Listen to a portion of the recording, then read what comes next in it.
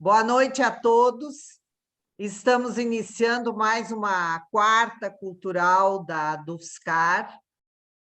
Eu gostaria de dar as boas-vindas à Leda Sintra Castelã. Vamos hoje ouvi-la sobre a Pagu. O tema de hoje é Pagu Revolucionária.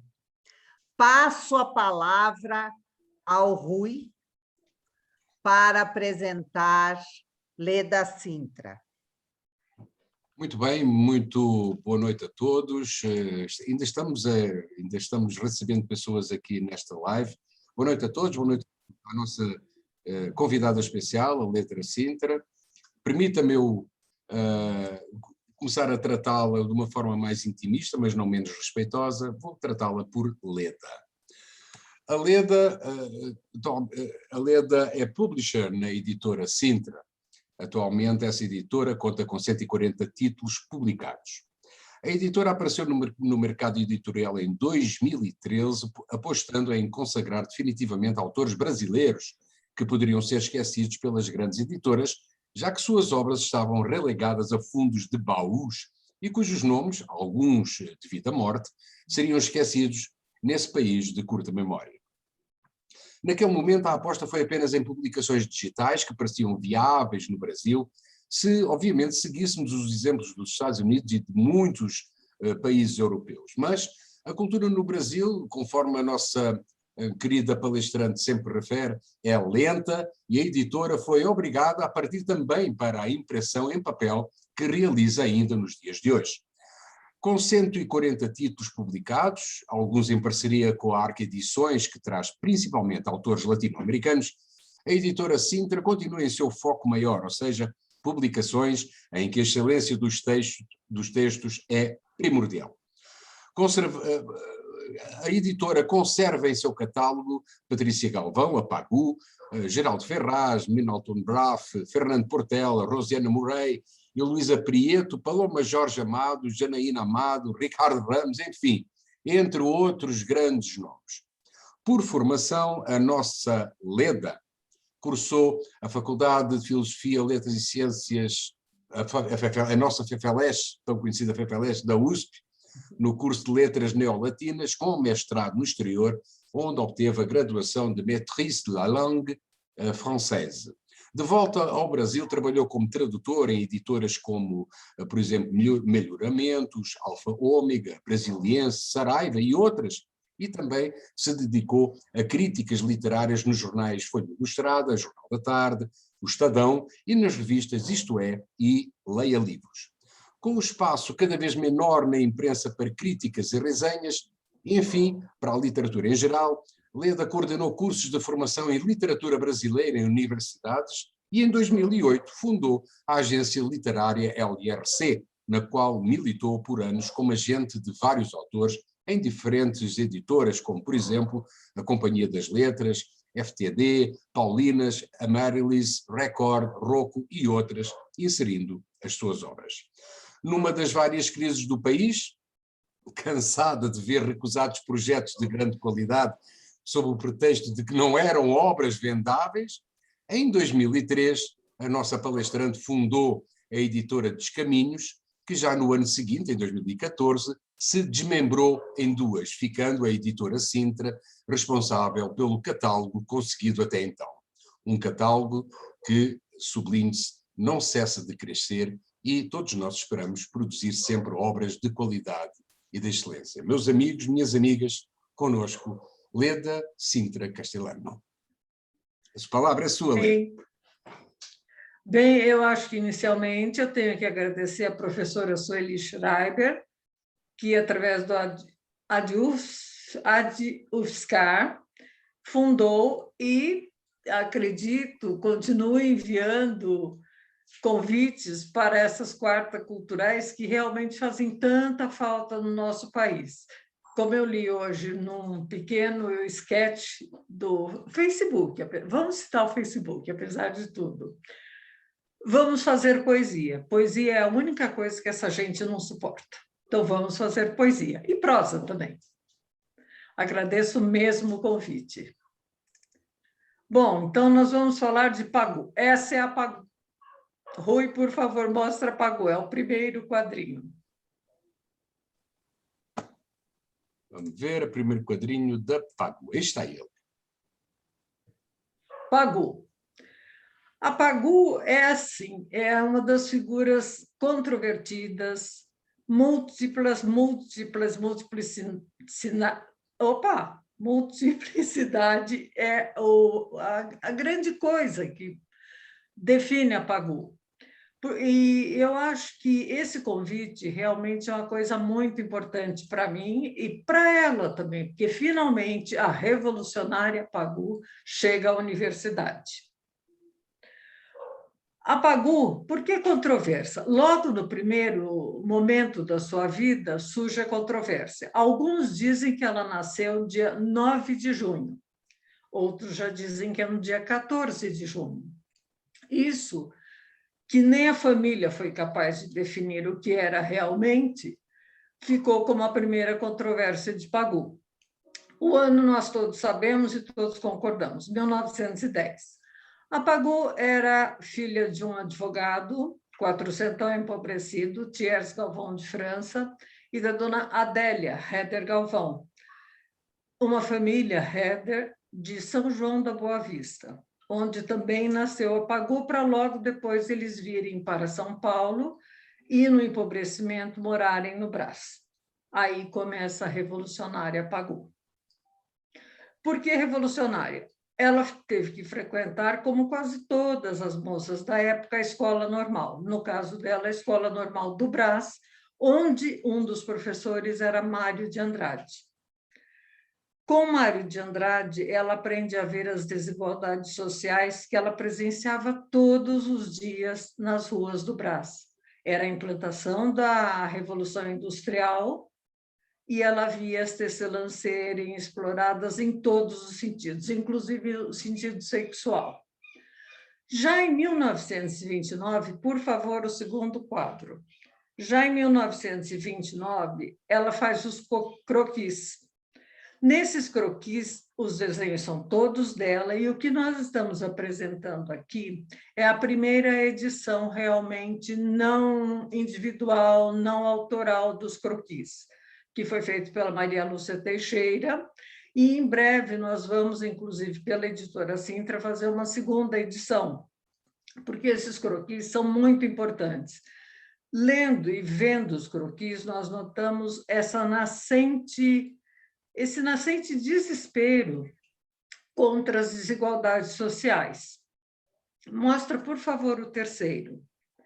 Nesse terceiro, vocês vão ver um dos croquis, assinado por ela, Pagu, com o gato negro, que ela tanto amava, os gatos e cachorros, e a boca vermelha, os cabelos muito desgrenhados, soltos, enfim, tudo que faziam de Pagu uma figura não exatamente aceita pela sociedade da época. Na época, os ícones de elegância eram a Dona Olívia Penteado, Tarsila do Amaral, que, aliás, pouco depois ela vem a conhecer, muito provavelmente através do Mário de Andrade, que era um amigo, não muito amigo, mas era um amigo do Oswald.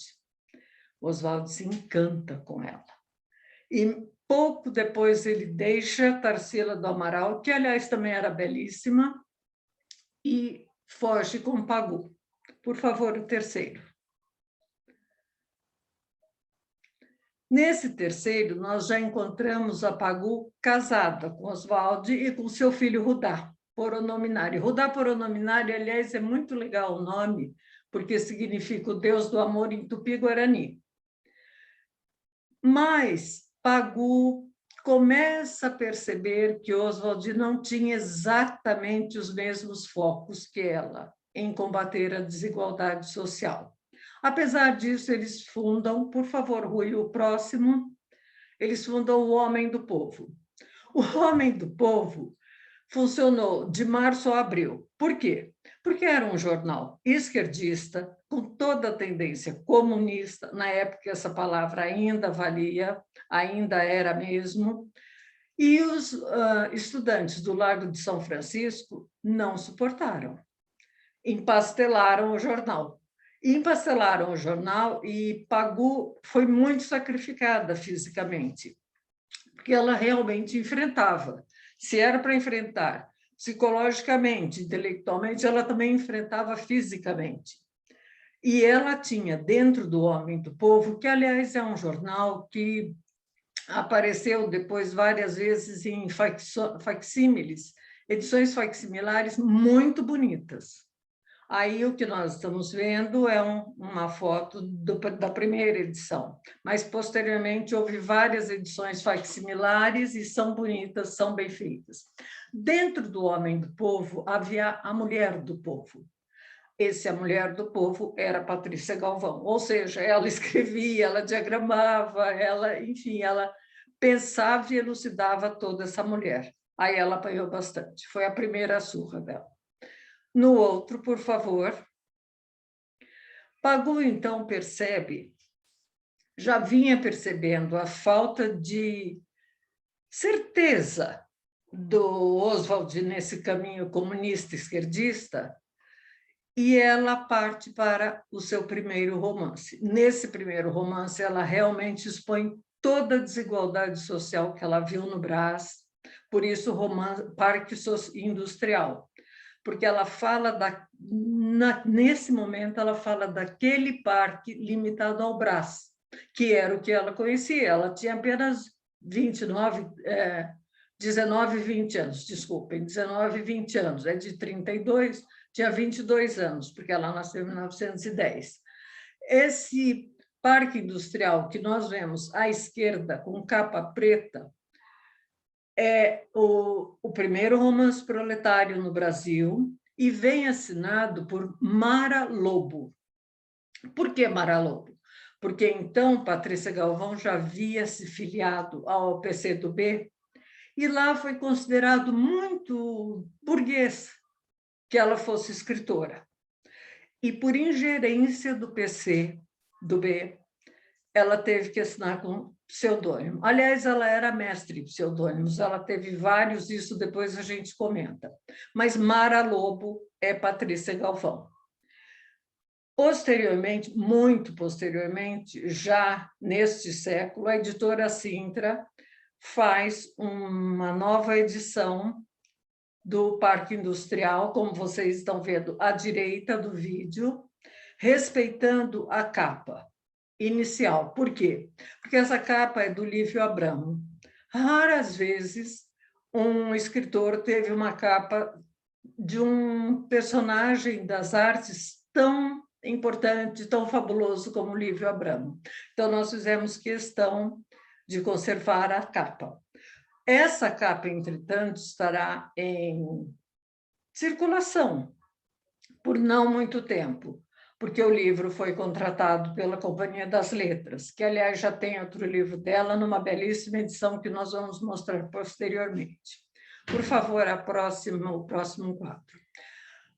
Esse livro, Parque Industrial, bom, na nossa publicação, já neste século, tem bastante vandagem. É um livro já aceito, entendido, comentado. Mas o livro de Mara Lobo foi praticamente esquecido, porque naquela época o comunismo era algo assim que não se devia falar muito bem nas famílias.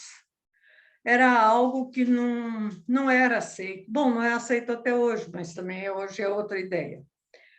Naquela época, o livro foi muito pouco comentado, apareceu muito pouco. Entretanto, teve outras edições, antes dessa da editora Sintra, e já com o nome de Patrícia Galvão.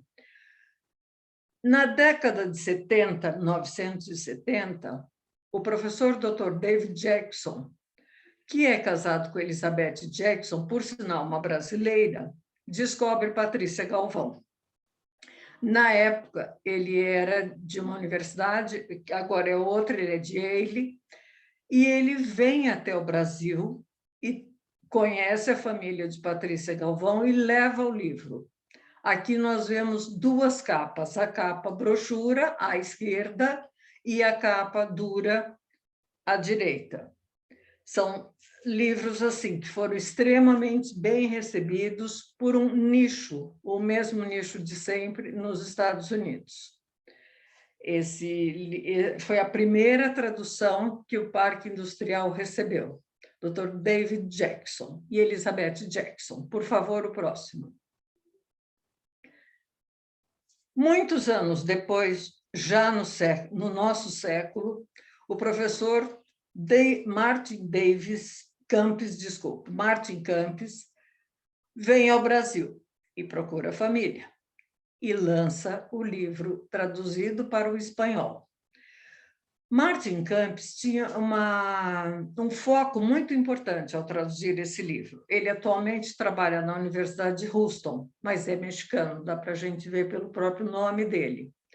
Por que era importante? Porque ele habitou durante uma certa época bem ao norte do México e ele via a parte de tecelagem com os mesmos problemas que Patrícia Galvão aponta de exploração, desigualdade, preconceito no Parque Industrial.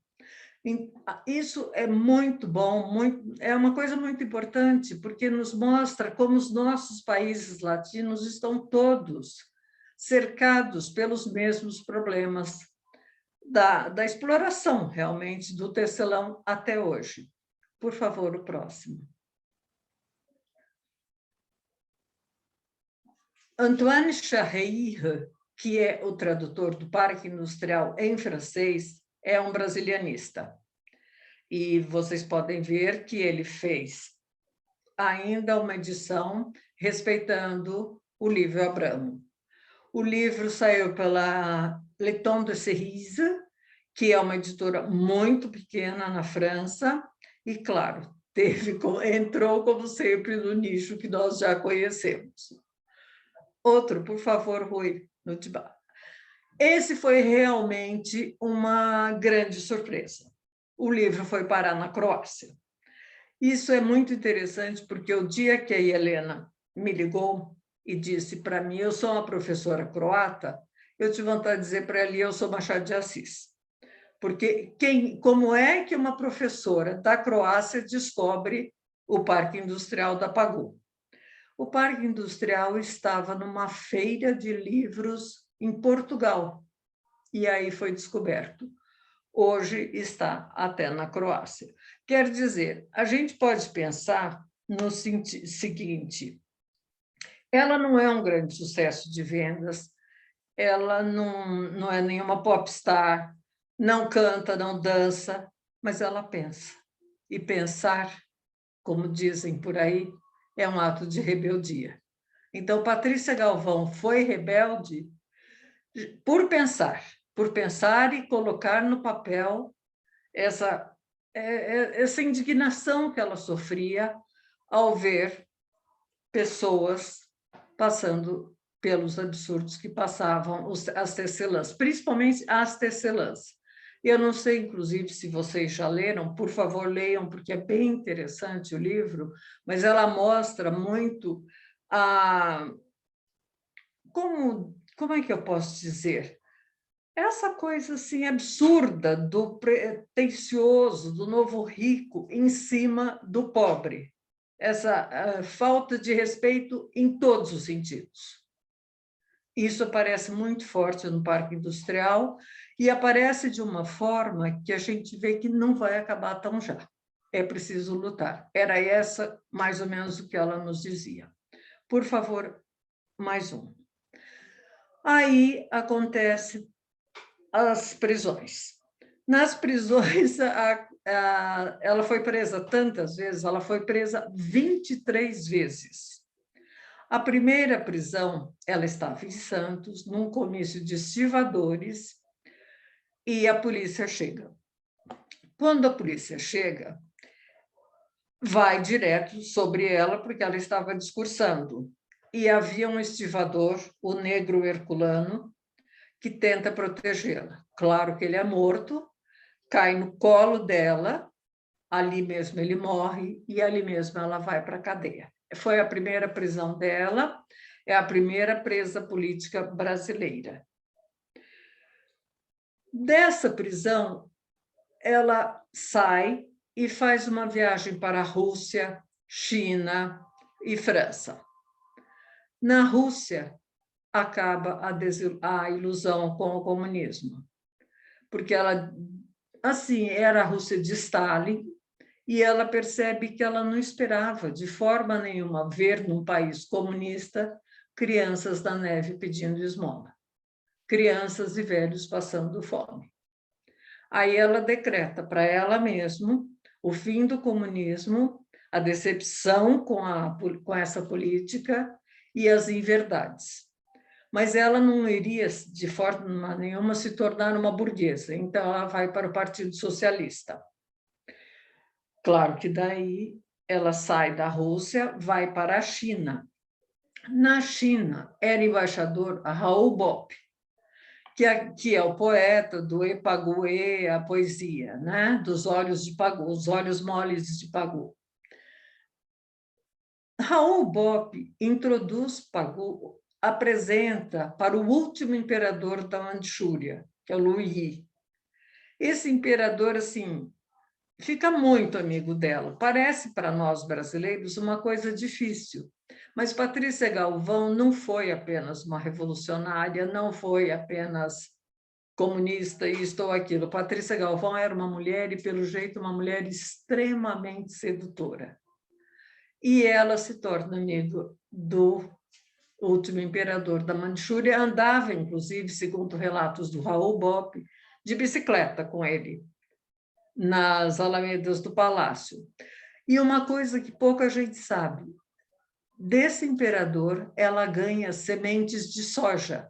É a primeira pessoa a trazer a soja para o Brasil. É quando chega ao Brasil a soja. Da China, ela volta para o continente europeu e vai para a França. Na França, mais um dos seus pseudônimos, Léonie. Como Léonie, ela estava em uma manifestação contra o governo de Vichy, que era o governo que estava estabelecido na França naquele momento, e, claro, é presa. Presa, estrangeira e comunista, Vichy não teve dúvida, vamos mandá-la para a Alemanha. Na Alemanha estava Hitler. Obviamente, ela seria morta.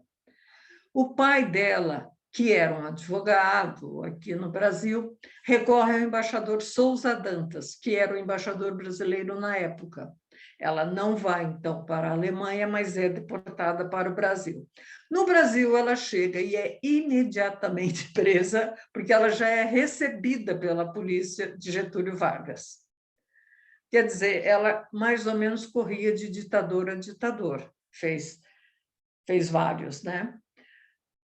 Vai para a prisão, e Patrícia Galvão, que todos consideram como a musa da Semana de Arte Moderna, nunca esteve na Semana de Arte Moderna, porque a Semana de Arte Moderna é de 1922. Ela tinha 12 anos de idade. Por mais que ela tenha sido fantástica, e foi, não dava para ela ser a musa aos 12 anos de idade. Mas ela frequentou a segunda parte da antropofagia.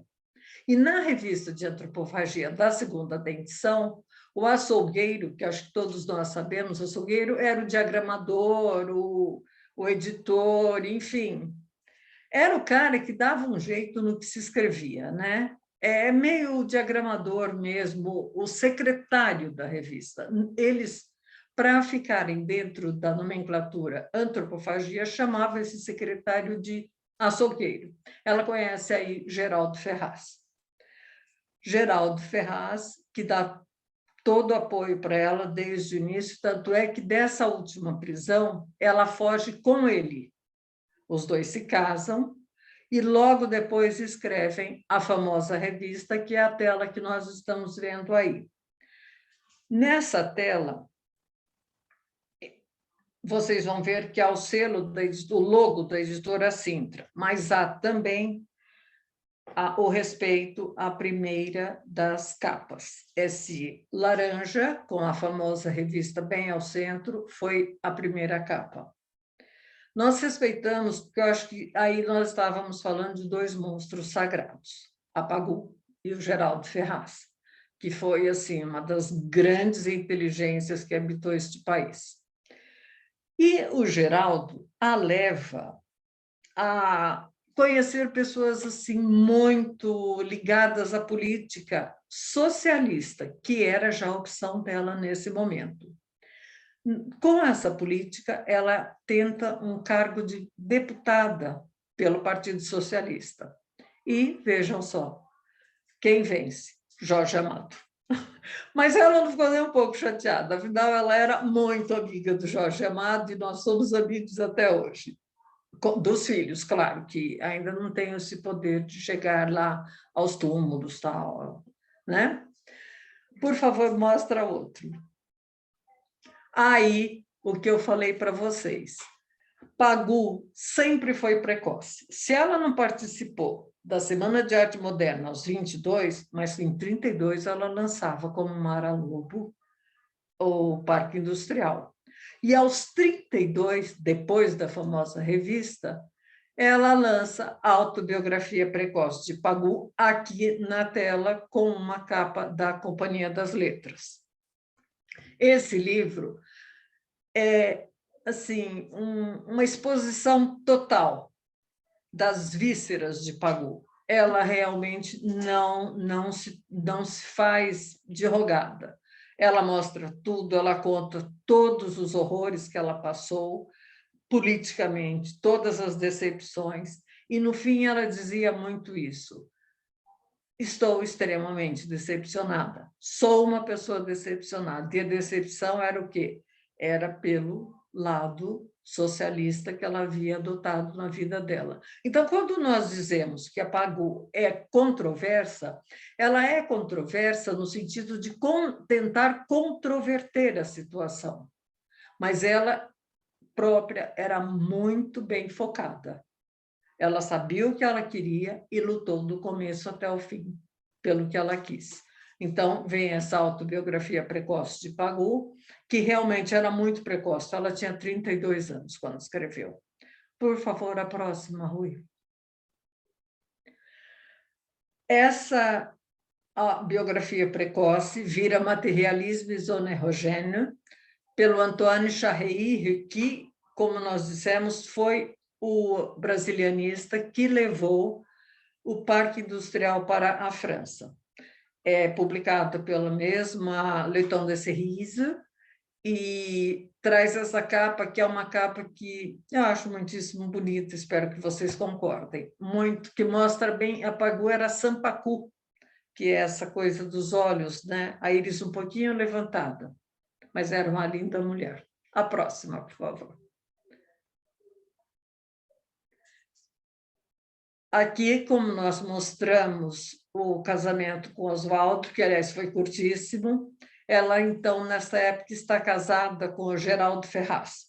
Geraldo Ferraz foi uma pessoa que teve uma importância muito grande no jornalismo, foi um dos maiores críticos de urbanismo e artes plásticas e terminou a vida como secretário-geral da Tribuna, ou seja, era um diretor da Tribuna. Com Geraldo Ferraz, ela tem esse filho, que aí está bebezinho, é o Geraldo Galvão Ferraz, que também foi jornalista.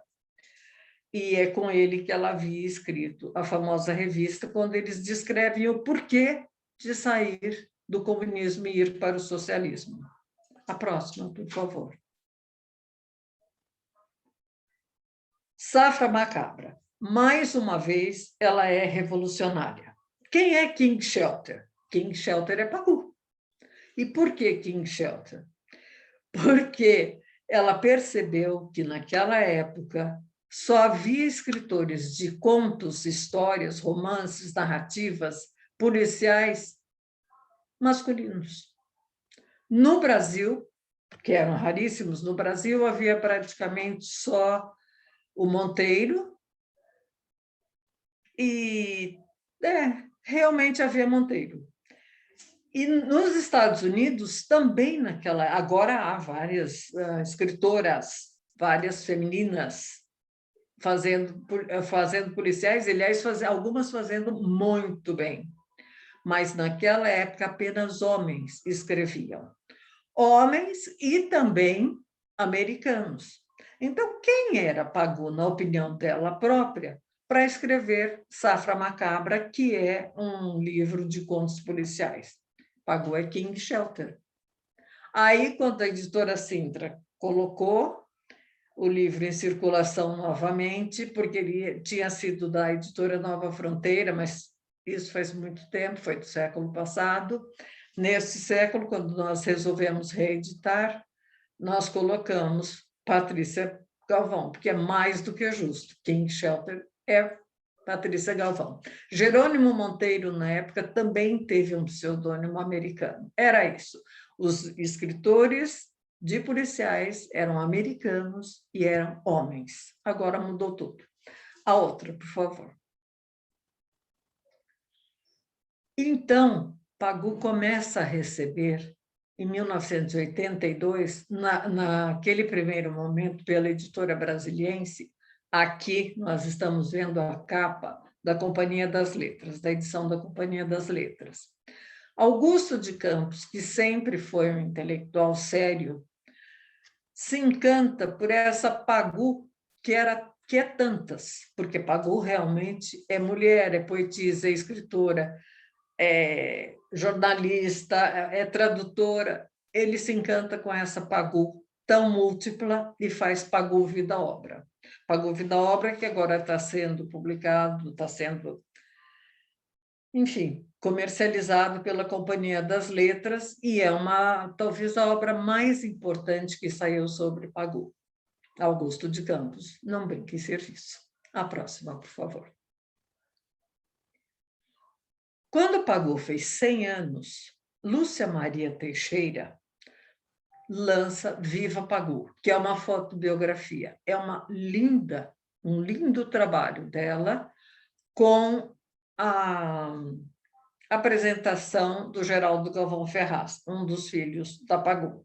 Então, nesse momento, a partir do Augusto de Campos, Pagou passa a ser considerada dentro da academia, o que é muito importante, porque é difícil ver alguém com esse tipo de pensamento, que nós podemos considerar de nicho ou marginal, entrar na academia. Pagou conseguiu.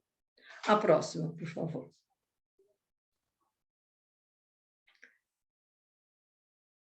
Entrando na academia, e isso foi antes da fotobiografia, obviamente, foi depois do lançamento do Augusto de Campos, Ivo Branco faz o mais bonito documentário sobre ela, Epagoué. Esse Epagoué, nós nos lembramos, é o começo do poema do Raul Pop, Coco de Pagou. Ele começa assim, Epagoué. E Ivo Branco faz um lindíssimo documentário sobre ela. É um curta, mas vale a pena ser assistido. O próximo. Depois vem Pagou mais uma vez, tem toda a sua verve, digamos assim, todo reconhecido, num documentário da Norma Bengel com Carla Camurati. Aí nós já entramos num momento mais comercial, porque tem Carla Camurati, Antônio Fagundes e Esther Góes. Esther Góes é Tarsila, como foi uma vez no teatro, Eternamente Pagou. É um drama, já tem 1h40. Há quem goste, há quem odeie, mas Pagou. E a última, por favor. Essa é uma foto icônica, porque Geraldo Ferraz, no momento da morte de Pagou, que foi em 1962, ela tinha apenas 52 anos, porque nós nos lembramos que ela nasceu em 1910. Com 52 anos, ela morre de câncer em Paris. Na realidade, ela tinha ido para Paris porque estava doente, mas foi, como sempre a gente vai aos hospitais e médicos, na ilusão de se curar. Não havia mais possibilidade.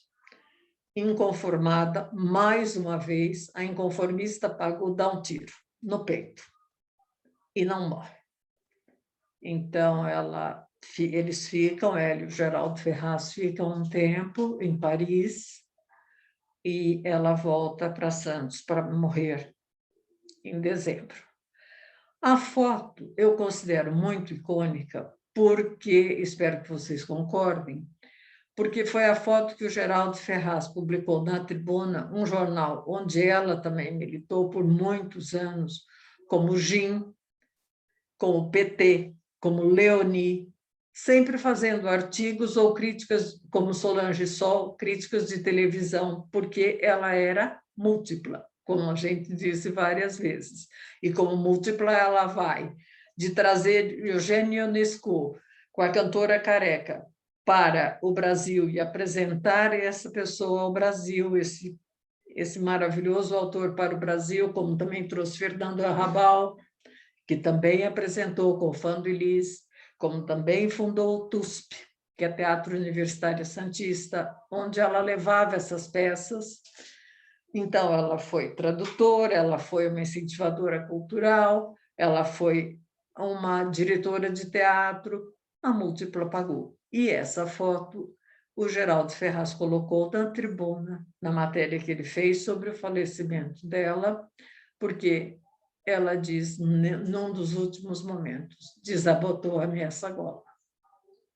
Esse desabotou a minha sagola, eu acho que pode significar para todos nós o último brado de liberdade da Pagô. Acho que é isso. Se alguém tiver alguma pergunta.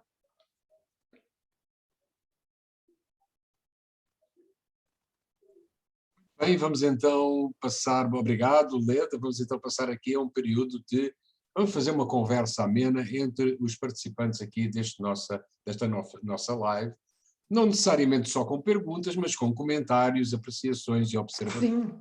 Vamos lançar. Professora Sueli. Meus parabéns, Leda, pelo seu Obrigada. trabalho, né?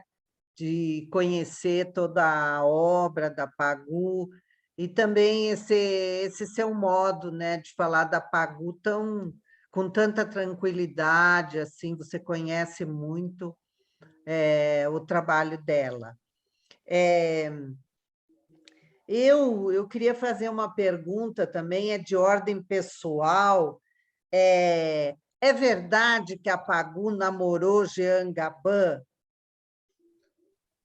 Olha, isso é uma das coisas que se fala sobre a Pagô. Agora, aí realmente não tenho certeza. Porque, em Tá. geral, as certezas sobre a Pagô vêm ou do Geraldo Ferraz ou da família dela, que, claro, continua até hoje, ela faleceu muito jovem, mas ela mesma era muito discreta, então eu não sei. Esse modo assim dela ser ativista política, né? Você acha assim que na história dela ela ficou feliz assim com os trabalhos que ela fazia de ativista? Ela conseguiu coisas com isso, com esses trabalhos todos? Olha, eu acho que politicamente não. Tanto é que o Geraldo Ferraz comentou várias vezes que ela se dizia muito decepcionada. Meio assim como a gente sente quando diz o homem demora muito para amadurecer, para crescer. Ela não se sentia feliz, pelo contrário, ela se sentia muito decepcionada politicamente. Entretanto, a parte intelectual dela foi muito boa, porque não só ela trouxe esses artistas, o espanhol, francês, o Arrabal, como o Ionesco, ela então introduziu algo importante, introduziu o teatro em Santos, ela fundou um teatro em Santos, ela participou dos movimentos intelectuais, inclusive trazendo gente muito jovem para o conhecimento, como o Plínio Marcos. O Plínio Marcos, aliás, tinha uma história fantástica com a Pagô, que, segundo ele, quando ele conheceu a Pagô, ela já tinha uma certa idade, o Geraldo mais ainda. E o Geraldo, e num certo momento, andando numa rua de Santos, a Pagô viu uma flor, uma rosa, dentro de um jardim. E o Geraldo, que parece que foi um homem muito apaixonado, vou pegar para você. Entrou, pulou aqueles murinhos baixos da década de 40, 50, pulou o murinho e foi pegar. E o Plínio Marcos depois comentava, ele era tão chato, o que eu mais queria é que aquela casa tivesse um cachorro. Ah! Mas parece que não tinha, o Geraldo sobreviveu. Sim, claro. Mas então ela fazia muita questão de ter Gilberto Mendes, que provavelmente vocês conhecem pela música, também ela acolheu muito bem, assim como o Plínio Marcos. São pessoas, o Plínio, inclusive, quando andava por São Paulo, vendendo nos bares e bienais os seus livros, falava muito isso. Ela foi uma grande incentivadora. Eu acho que, nesse sentido, ela se sentia feliz. Ela foi feliz, no sentido cultural, politicamente, não. Foi bastante Interessante infeliz. como ela conseguia circular pelos lugares, né? Ela viajava, ela não ficou lá no Brás o tempo todo, né? Não, não. O Brás serviu apenas para ser parque industrial, que, aliás, é o livro dela que mais viaja também. Né? Você vê que foi parar na Croácia, o que para nós é algo assim, Croácia para nós é algo muito longe. Mas ela não tinha nada dessa coisa tola de ficar parada. E, aliás, a cidade que, segundo a família dela, diz que ela mais amou foi Santos. Ela amava o mar. E tanto que ela quis voltar da Europa, já muito mal, para morrer no mar. Ai, que linda, né? É muito bom ouvir você falar assim sobre ela, sobre o percurso dela, a história dela, né? E no governo Vargas, ela sofreu muito, Leda? Eu sei que é doloroso falar dessas coisas, né? Mas Olha, sei ela lá, é foi. sempre bom a gente não esquecer disso, né? É bom. Ela foi barbaramente espancada. Barbaramente. Chegou, inclusive, a quebrar o molar, 2 molares, teve um maxilar deslocado e saiu da prisão, da última prisão, esquelética. Isso a família toda testemunha. Ela foi realmente muito maltratada pelo Vargas. Tanto é que ela fugiu. Quando ela foge para Santos com o Geraldo Ferraz. Daí o Geraldo realmente foi até o fim da vida, né? E esse lugar é interessante, né? Esse lugar que ela conquistou, né? De musa do modernismo, né? Que você mesma diz como que ela foi a musa com 12 anos, né? Não Como é é. que é esse lugar, né? Isso aí é um trabalho, acho que do Oswald e do Mário de Andrade, né? Provavelmente, porque o Oswald era mais ou menos uma Macunaíma, né? Em pessoa.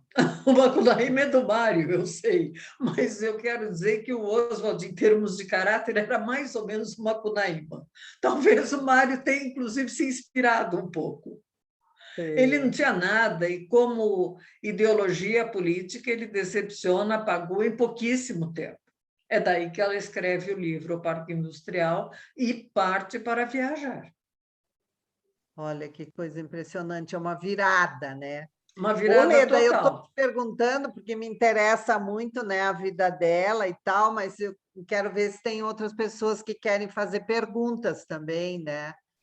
A Janaína, a Michele também, que está aí. Tem alguém que quer Eu perguntar? quero. Ô, Leda, você falou dessa coisa dela ter sido uma fomentadora do teatro em Santos e tudo mais.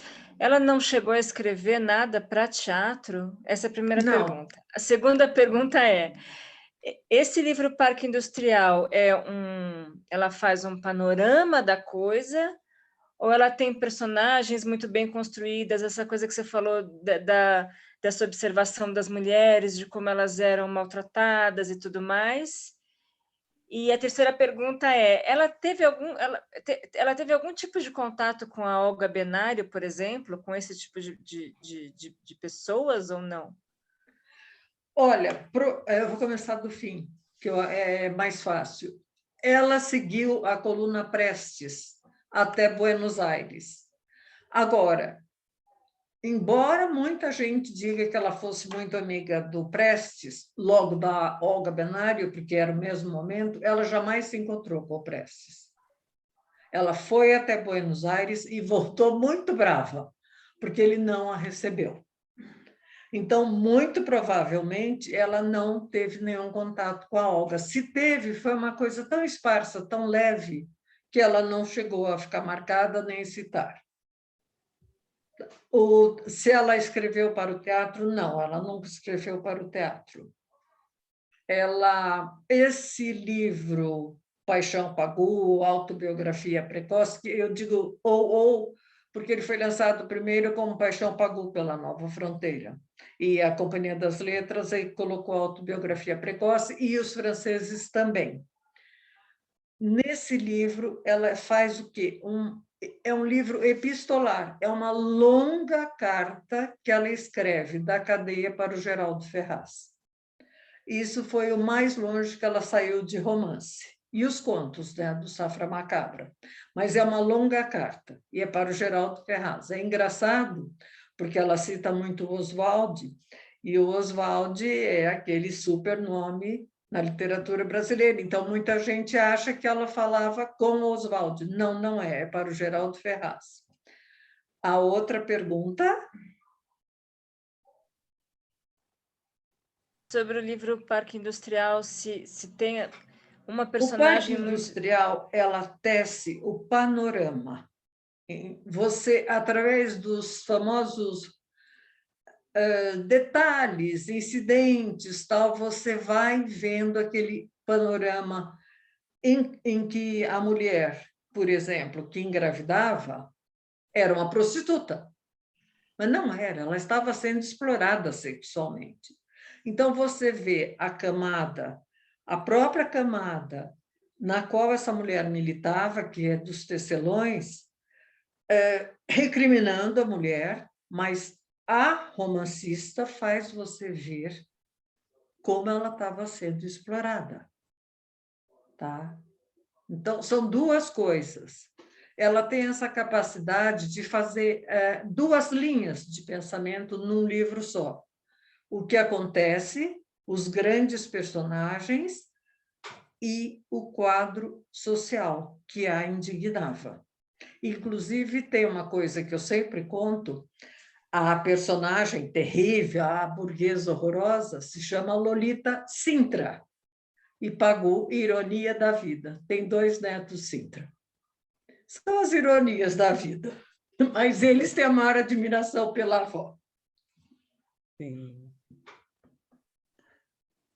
Não sei se... Mais alguma pergunta? Eu acho que podia continuar por aí, professora Sueli. Como Pode assim, perguntar. Putin? Ô, Rui, você quer perguntar alguma coisa? Não, eu estava apenas comentando que podia continuar por aí, professora Sueli, com os seus comentários e indagações. É sempre instigante, né?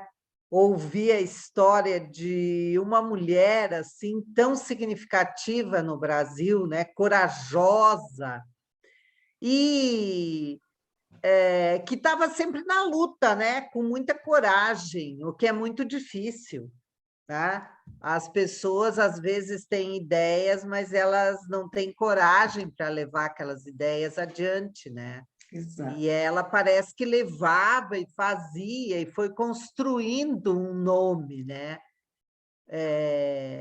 Não me parece, não, que foram os 2 lá que criaram o nome dela, né? O Oswald e o Mário de Andrade, né? Eu acho que eles podem até ter iniciado com isso, mas eu acho que ela construiu o percurso dela como mulher, né? Então, é muito, como é que eu vou dizer, é um exemplo assim para nós, porque realmente viver numa época de Getúlio Vargas, correr o risco de parar numa Alemanha de Hitler é demais para uma pessoa só, né? Então, ser esperada no aeroporto pela polícia, né? Isso é uma situação difícil, né? E E viver desde também nessa sempre, época. Hã? desculpa, Pode falar. desde sempre, desde muito, muito jovem, aos 19 anos, ela desafiou. Por exemplo, casar-se com Oswald de Andrade, para o pai dela, um quatrocentão, foi assim, fechou-se a porta. Ele voltou a falar com ela quando ela chegou presa.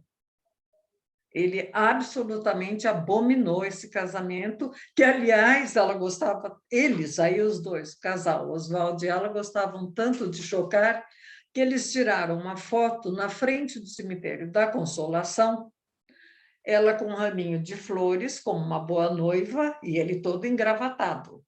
E espalharam por São Paulo que aquela era a foto do casamento. Mentira! Eles se casaram um mês depois.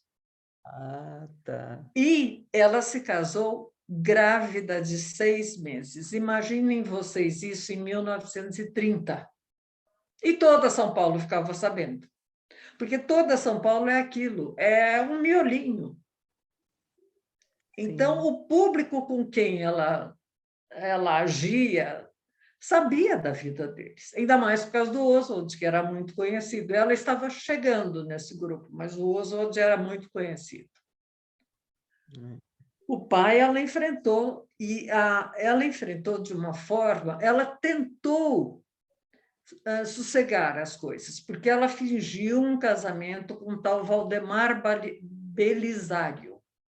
Então, ela disse para o pai que havia se casado com Valdemar Belisário, que, aliás, era primo dela. Então, estava tudo bem. Só que na subida da Serra de Santos estava esperando o carro do Oswald de Andrade. Ela desce do carro do Valdemar Belisário, entra no carro do Oswaldo e eles vão para a Europa. Aí, quando voltaram, foi um escândalo total. Até porque ela já estava grávida e porque tira a foto no cemitério da Consolação como casando. Você vê que é toda assim, uma vontade de dizer, não, isso não me serve. Esse tipo de coisa arrumadinha, não sei o quê, não me serve. E, além do que, ela vê com olhos claros, límpidos, o problema social. Aí que ela escreve o Parque Industrial, para denunciar esse problema. Tanto que eu acho que quem levou as pessoas, os professores que levaram esse livro para fora, viram da mesma forma que ela. Tá? Eles perceberam que o problema começa aí, nessa exploração industrial. E ela foi operária há muito tempo? Ela foi operária na época do Partidão, como a gente chama agora, né? Ela foi, inclusive, lanterninha de cinema no Rio de Janeiro, porque ela não tinha dinheiro, ela não era mais uma moça rica, ela precisava trabalhar para viver. E o partido não admitia o que era considerado, na época, muito burguês, uma intelectual que escrevia. Não, ela fazia serviços simples, como esse de ser lanterninha de cinema no Rio de Janeiro. Aí ela sobreviveu um tempo como lanterninha. E, claro, a cabeça devia andar a 1000, né? Mas ela era lanterninha. Circulava. Circulava. Circulava, né? Ela circulava muito, conhecia pessoas, né? E agora essa relação com o Oswald, você falou que durou pouco, é? Sim, durou pouco por todo tipo de decepção. Ela percebeu que ele não tinha foco nenhum, força nenhuma ideologia política, que ele de socialista, comunista ou algo assim não tinha nada, porque ele não estava absolutamente interessado na parte pobre do país e na desigualdade que isso causava. Ele era um fanfarrão e gostava de moças bonitas, ela deve ter sido linda. E, além do que, ele atraía sistematicamente. Ainda noiva, isso ela conta na autobiografia precoce, ela noiva em termos, né? Ela chega no hotel em que ele estava hospedado e ele estava com outra mulher, no quarto que era deles. Ainda não haviam feito tal casamento. Nossa. E aí parece que as traições realmente se sucederam muitas vezes e foi uma das causas que o Parque Industrial é resultado da ideologia política, que ela percebeu que ele não era nada firme naquela ideologia. E as viagens foram muito por conta de, traição não. Porque você vê que ela conserva um ideal humano muito forte. Ela queria ser amada e não traída. Sim. Isso. O Oswald, ele era marido da Tarsila, né? Quando ela ficou com ele. Sim, a Tarsila a havia recebido na casa dela, como uma amiga. Mas o Oswald achou que era muito mais do que amiga. Ele realmente abandonou a Tarsila por causa da Pagu, o que é uma coisa bem desagradável, mas é o que aconteceu.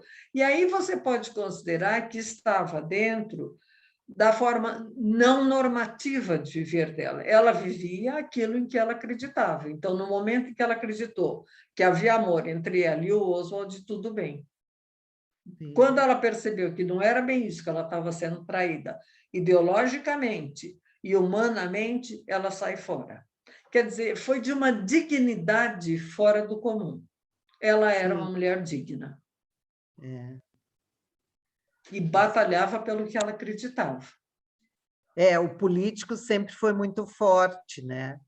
Muito. Porque ficou, assim, na história, ficou muito presente, né? Mas está bem. Ô, Leda, uma noite muito agradável, né? Conversar sobre a Pagu, né? A história dela, né? Conhecer um pouco mais. Nós agradecemos pela sua contribuição, por ter vindo aqui participar da Quarta Cultural da DUFSCar, né? Acho que quem tem que agradecer sou eu. Obrigada. Obrigada mesmo. Imagina, você tem muita coisa para nos dizer, né? E foi muito agradável, muito bom te ouvir. Muito obrigada, Leda. Obrigada a vocês todos. Muito bem, minhas amigas, meus amigos, vamos então encerrar esta live, vamos encerrar a gravação e a transmissão, agradecendo mais uma vez à nossa convidada Leda. Desculpe, mas eu vou ter que, de forma intimista, a nossa Leda... Por favor. Leda Sintra, eu vou tirar o último nome porque Leda Sintra parece que até é da minha família, né? Mas tudo... Oh, que bom! Com a maior honra. Vamos então dar um grande abraço à Leda. Muito obrigado por esta participação. Quarta Cultural a DUFSCar fica por aqui. Uma boa noite, um grande abraço. Boa noite, obrigada.